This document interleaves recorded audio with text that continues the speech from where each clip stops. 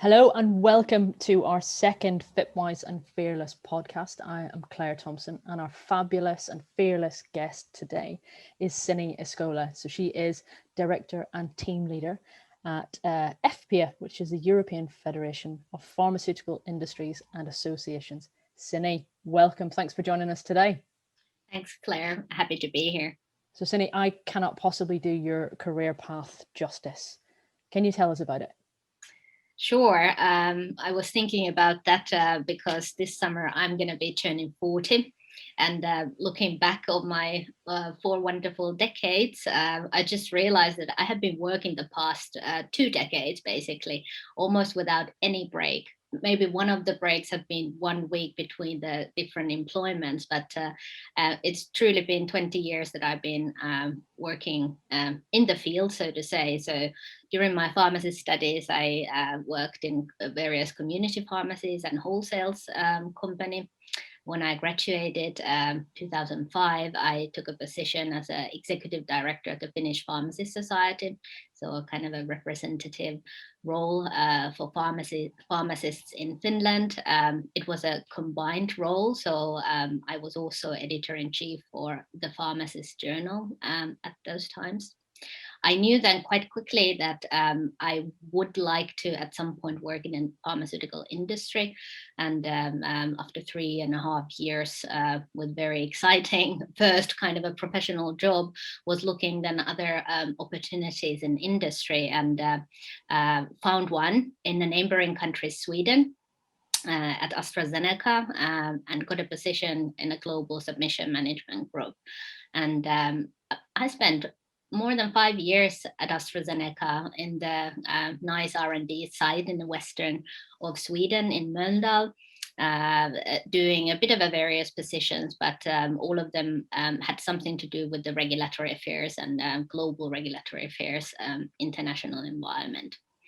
And then it was 7 years ago, or actually even more, I was in a situation in my professional and private life, looking for again what could be my next step. And it's a funny thing that I happened at the FIP World Congress meet some of the representatives from FBA, so my current employer, and had a very informal chat, nothing about the job, but then got a bit surprised when my phone rang one August day, and there was my future employer asking that, well, we thought of you, there's a position that becomes open, and would you be happy to apply?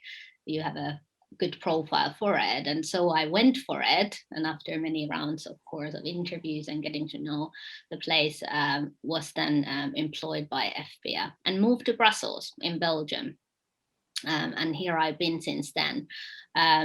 Always working in the science policy and regulatory team, and also having various different files, so to say, looking at the clinical research, environmental aspects, you name it. So it's been very, very varying job. And in the past 3 years, I've also been the team leader. What else? Okay, maybe the latest news was my undertaking of the part-time PhD. So How on earth? So it sounds like through your career, you've been very good at spinning plates and worn a number of hats, but how on earth do you do your role and also do a part-time PhD? Yeah, that's a good question. I keep asking myself as well, like, how sustainable is this indeed? So I've been doing that 2.5 years now. So it really has required very good time management, really drawing the boundaries, what one can do and cannot do. I have an arrangement with my employer that I work officially 75%, leaving me 25% for the research work. Well, does that function? It depends on me, I realize. So obviously there are competing priorities all the time one needs to assess. And I think I really have learned to be a better delegator. So that has been one of the success factors that I've been able to do that. So in my FBA job, delegation, is really one of the most important things. And then the recognition that, it is a sacrifice to a certain extent of my personal time as well. And well, it doesn't last forever. I hope, I truly hope. So those have been kind of the ways to manage. Sometimes you take some holiday days or a week to really concentrate on the research bit. So yeah, but it is a challenge, truly. Sounds like not much downtime. I remember all of those years ago, back to my PhD, that I actually learned so much more about myself than I did about the science that I was studying. I mean, have you felt that as well? Yeah, I think it's like a personal journey at the same time when you actually grow as a researcher.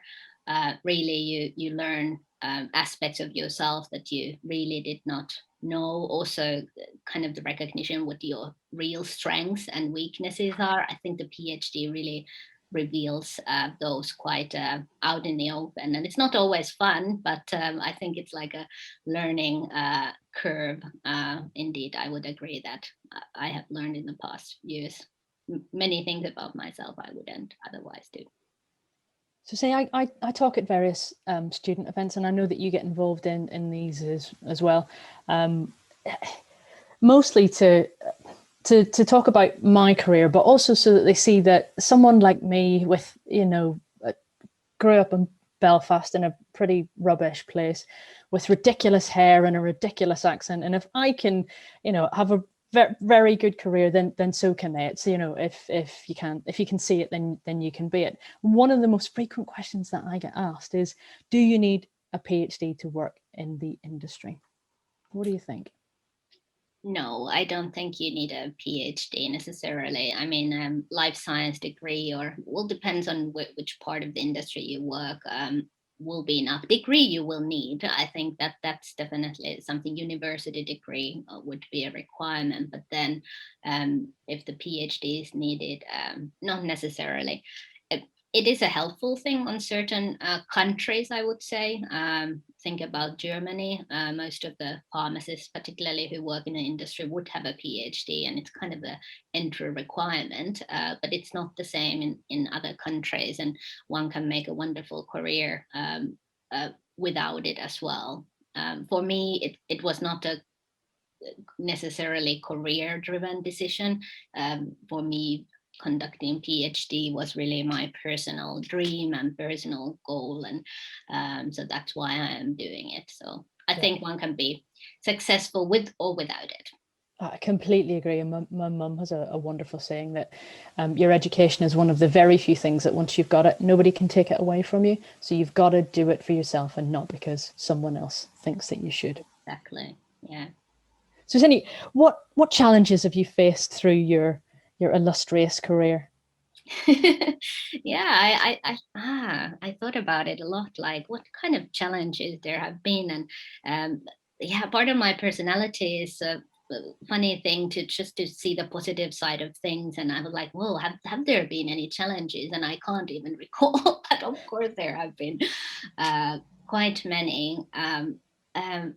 I think for me, doing my career, different steps forward or sideways have meant two times already moving to another country and to another culture. And I think one needs to recognize that it's not only an exciting adventure and a journey that actually involves, but it really means like leaving some dear people behind and going to a different environment completely with a different language. And of course that has been a challenge, particularly in the beginning, that you actually get into, because it's not only about work that you are then dealing with, it's everything, every practical thing in well, yeah, you need to manage, and it's not always easy in a new place where you don't have your network ready and you need to do that. So I think that has been one of the challenges, but also enriching one. I mean, but I think now becoming older, I would say that I would really think about my next step if it would involve changing a country, although I'm not maybe planning to stay here for the rest of my life, but like really what one actually sacrifices by making these quite big moves in your life. I would think very carefully and balanced and pros and cons, etc. And it is a huge decision to move country. What helped you to make those decisions? I think my desire to be in international networks, and since I was a very young, and particularly in the pharmacy studies, I mean, I was really drawn to anything that had a label international or a possibility to go on a trip. That was how I saw it at those times when I got involved, for instance, in European Pharmaceutical Students Association work or the International Association at that time. And really, for me, yeah, that has been kind of a driving force. Have the challenges increased as you've gone up the leadership ladder? Because I think there was it the Healthcare Business Association a few months ago had published something saying that women are perhaps put off in some aspect about going up the leadership ladder because they feel if they put their head above the parapet, then they'll be under even greater scrutiny than they were in lower level jobs, but much more scrutiny than their male colleagues. Yeah, I would maybe not agree with that from my personal perspective. So I never thought that I was under more scrutiny as being a woman as I would have been as a man. Yeah, maybe early in the career, as I'm also I'm short and chatty and liking to laugh in certain situations, and I don't think those characteristics necessarily then are always combined in people's mind with being professional and having truly important things to say. But yeah, you kind of, when you trust yourself and know where you stand, I don't see that has been a very big challenge as such. But I can what you referred to, of course, that can happen, and that's why it's important that we as women also keep and support each other, should that be the case. I think the challenges, of course, have increased while my experience have increased, and I am in a lucky position that I've been going kind of upwards in terms of the amount of challenges, and really being now in a position where you truly need to see the bigger picture in order to put things into context, and that actually requires joining the dots and having a vast understanding of the pharmaceutical research and development field, and how the industry works. So that's maybe part of the increased challenge, and also the team leadership. I mean, that was a new thing some years ago, although I've been a project manager, project leader many years now, but then being a people's manager, that is a challenge, and obviously was a step kind of for me to more new territory, and I've enjoyed it. But yeah, one can't deny that would not be challenging at times.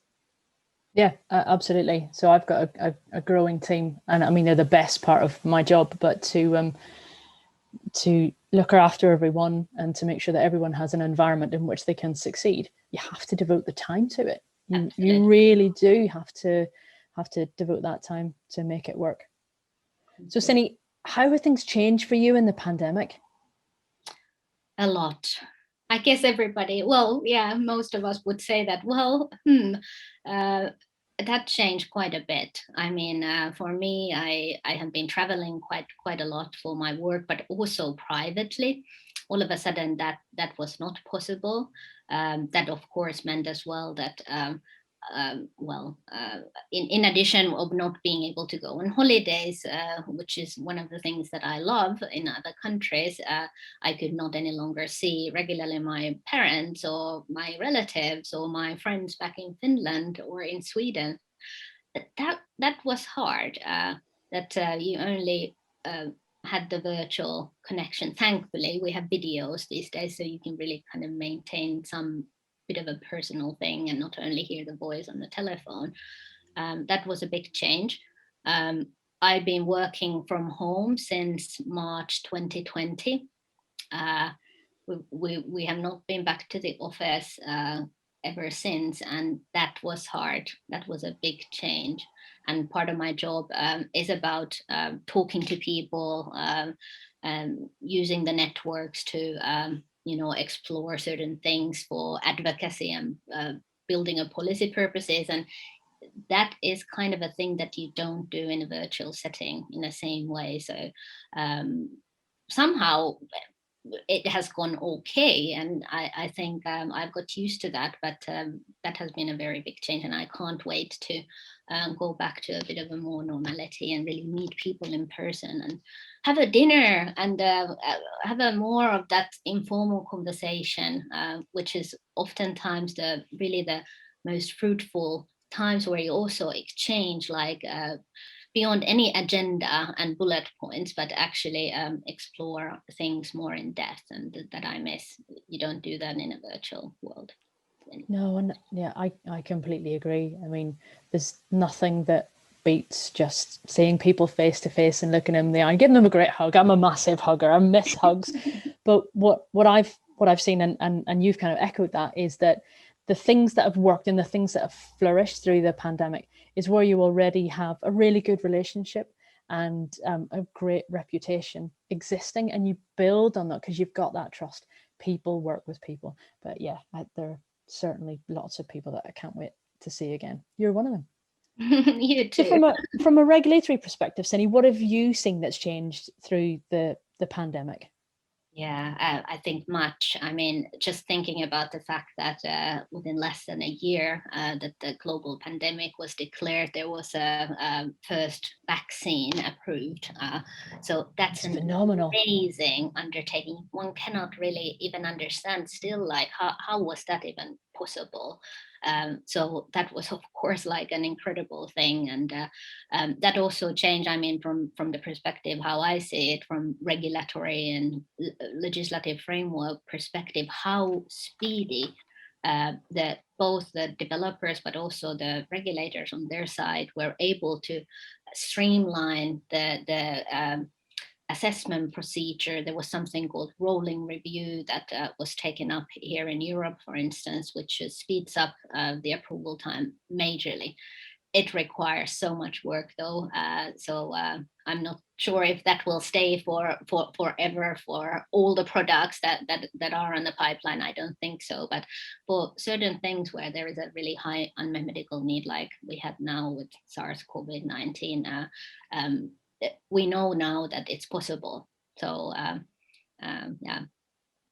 And do you think that there'll be more pressure now from the public, patients, payers to develop and approve medicines more quickly? I think so. I think there will be, and there will be a push for streamlining anything that is unnecessary in the assessment procedure, for instance. And we see it as well. Now, again, talking from the European perspective, there is evaluation and revision of the core pharmaceutical legislation ongoing at the moment by the European Commission, and of course stakeholders take part in that. And what we've learned from the patient societies that they really cannot accept anymore that it can take so long time. Not to develop the medicine and also to actually take the decision of its scientific aspects before the approval. So we need to be smarter going forward, because the society expects us to do better. And we've shown we can. Yeah. Yeah. I think so too.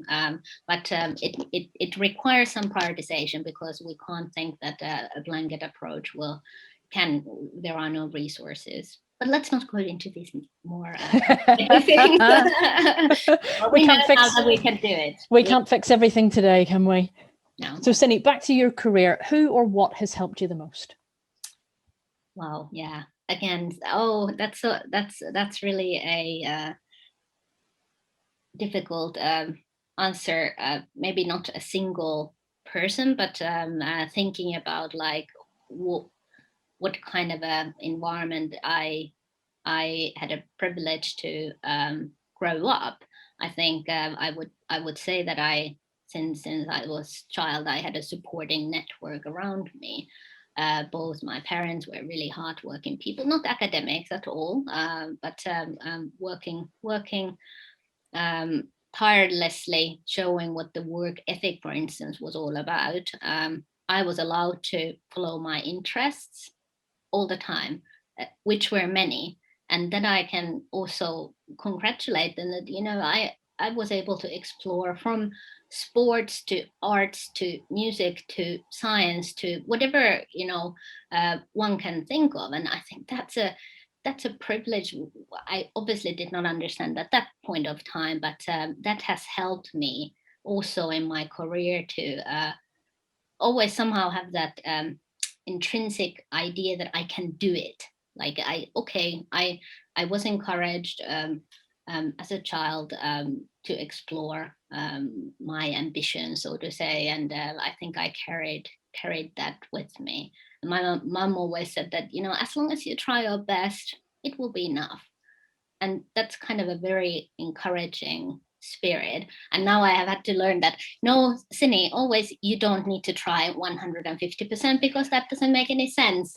When the portfolio is so vast, you can't put all that energy and time equally to all of the things. So I really had to tone down my attitude at a certain point of time. But I think, that has been incredible. And then obviously what has helped me much during the career is the working environments in general, the colleagues or direct bosses, the bosses who were sharing criticism times as well have been the most helpful. Not only just positive feedback and encouragement, which I have also got, but really people who have insights to help the other one grow. I've been most appreciative of. And those Sounds people, like our mothers are very similar. Yeah, mothers are the best. Aren't they fabulous?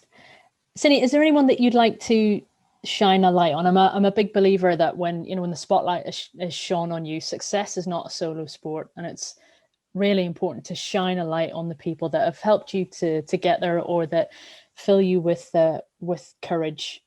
Is there anyone that you would like to shine a light on that's either inspired you or that hasn't had the attention or the credit that they deserve so far? Yeah.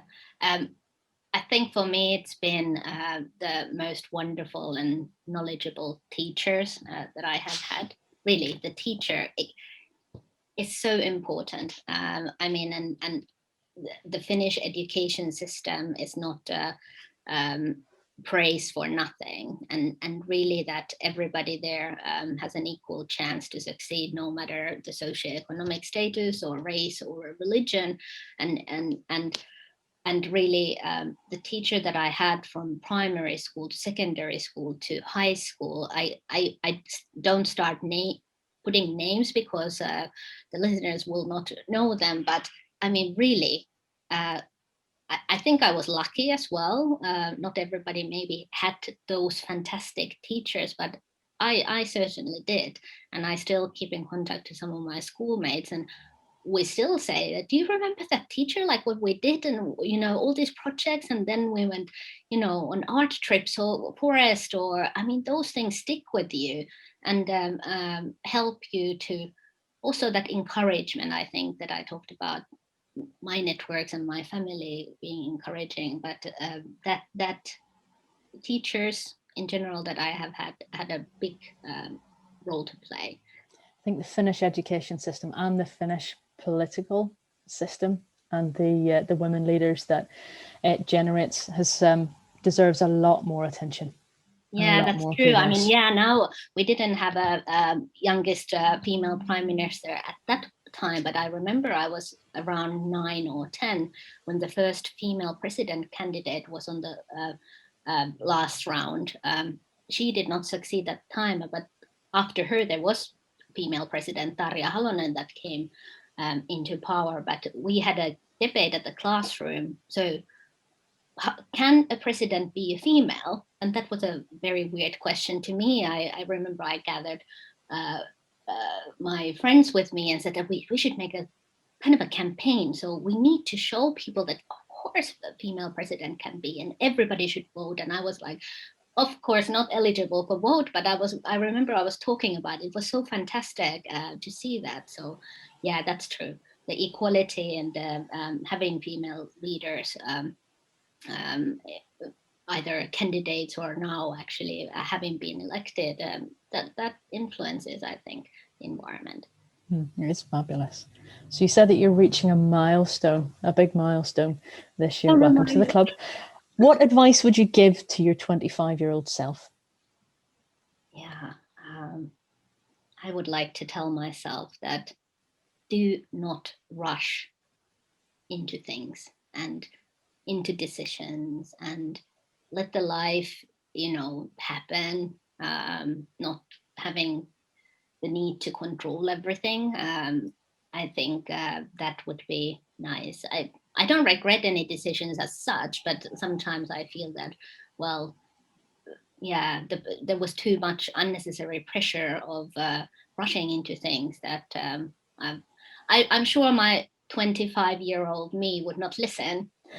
Nor somebody said to me as well at that time, you don't always need to rush into things, but that I would like to say to myself, and I'm still saying to myself now. And maybe today I'm able to listen to a little bit more with a more life experience.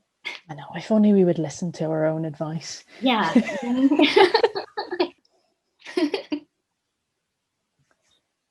So Sini, this is the FIPWiSE and Fearless podcast, and the onus there is on being fearless. So we interview fabulous, fearless females who are leaders within the field or are inspirational. But part of the fearless piece is something that I'd heard a few years ago. There was a pharmacist in the UK called Tassie Apoto, and she says to her children every day, not be good. She tells them to be fearless when she sends them off to school. So I've now embraced that. So I say to my daughter Maya when she goes to preschool, have fun and be fearless. She's just come home from preschool early so that she can ask you the next question. There we go. Can you say hi? That's Sini. And that's Ali. Sini. Hello, Sini. Maya. When have you been fearless? Thank you for the very good question. Do you know what a shark is? Yes. A big fish, right? With sharp teeth. That was a scary moment for me as a child when I in secret watched the movie The Jaws at the age of not older than Maya, I think maybe a few years older. Oh my goodness. And since then I was scared to go to swim in the sea and swim in the lake. And it took me till I was 30, and I really thought that because I love underwater world, really, and I had then at that point of time dared to go snorkeling, etc. But like I still had that awful sense in me when I went to the deep water that the shark will come. And then I happened to be in South Africa and organized a trip to actually see the sharks, the white sharks, the scary ones, the jaws. Went in the cage, faced my fear, like it was so scary, and really saw these beasts swimming there around me live. And then coming back from the cage, I was like, wow. Whew. I mean, I saw them. They're just big fish. Of course, intelligent they are, but that was it. I faced the fear. I went into their environment and saw them. And okay, that was one thing, but then maybe I want to make a parallel to my career and some of the situation when I've been really scared on certain times. And here in Brussels, I mean, you can imagine that pharmaceutical industry is not some of the instances favorite field or the area. And there are some events where we know, or I knew that there will be a lot of criticism, a lot of critique, like people who really think, and that's their right to think whatever they like about industry just profiting from people being sick and just wanting to make money.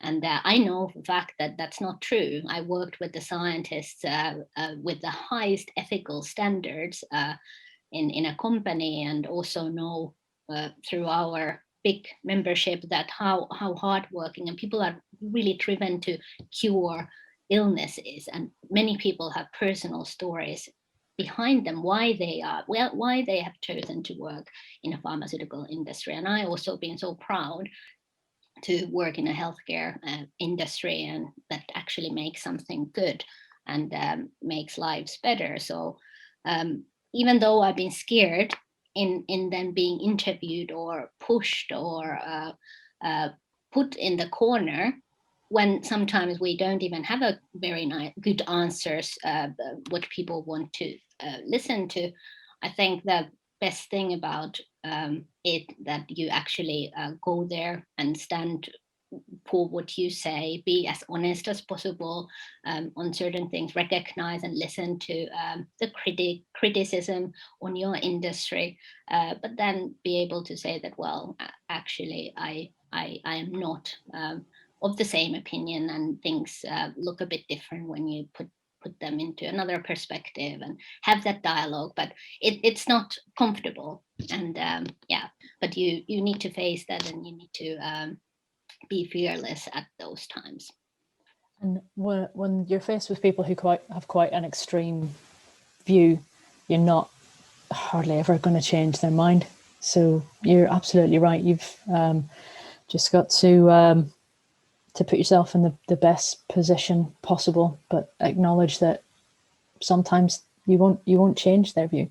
No, and I mean, exactly, being silent would be the worst thing to do. I mean, having that dialogue and just acknowledging that we will, by definition, disagree with each other, but at least, still we should be able to have that dialogue and exchange. And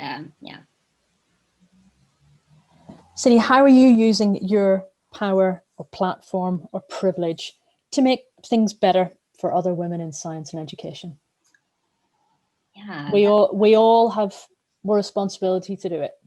Absolutely. I wish I think I should do even more what I do today, but maybe a few examples to that direction are that I'm an active member of Women in Science in Brussels network, where we meet on a regular basis and always have an inspiring speaker to speak about their career or a particular topic that they are passionate about. So just having that exchange is one of the things. I always love to talk to students as well if I get an opportunity, and through my PhD studies at the University of Utrecht, I got a few opportunities to talk to people in early of their careers. Claire, you and I, we have made an event called Industrial Insights, remember? It's not only particularly for women in science, but I mean, a lot of the attendees were women. It was on the auspices of FIP, and really having a day where a lot of female leaders or experts in their field come and talk about how their career path looked like, and sharing that. And you and I also shared about our careers in those occasions is one example, and we should really keep doing that. Whenever it's possible to have a conference again, we shall organize it. We absolutely will, and it's a brilliant event because I can certainly tell by the way you set it up and the way you run it, you're always thinking about diversity by design. So having a broad spectrum of people and their backgrounds, gender, race, etc. Everyone, you're trying to get everybody represented so that, you know, people can see themselves within that framework and where they can go to. Absolutely, I think that's really good. And maybe from my working environments, I've had a privilege to be mentored by female leaders multiple times, and that I'm always willing to do for my colleagues, for instance, in the places where I am, so we can have an informal mentorship relationship and really try to support from that perspective. So I think mentorships, informal, formal ones, are a fantastic way how we can support women in science. Sini, thank you so much for joining us today. You've talked quite a few times about your network and the importance of your network and you're bringing people with you and having a great collective of people around you. You've also talked about being lucky, and it's clear from the decisions that you've made throughout your career in terms of the role and moving countries, etc., that you've made your own luck. You've been brave. You have been fearless. Keep doing it. Thanks, Claire. Thank you so much.